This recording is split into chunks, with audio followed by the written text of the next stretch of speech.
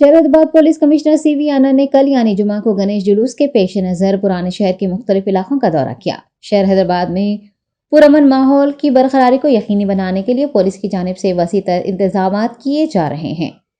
CV आनंद ने बालापुर तक tank band route map का जायजा लिया। इस मौके पर उन्होंने पुलिस एहलकारों से किए गए इंतजाम से मुताल्लिक़ तफसीलात हासिल की और उन्हें ज़रूरी अहकाम भी जारी किए। पुलिस कमिश्नर के हमरा south zone DCP Sai Chaitanya, additional CP DS Chauhan व दीगर एहलकार भी मौजूद थे।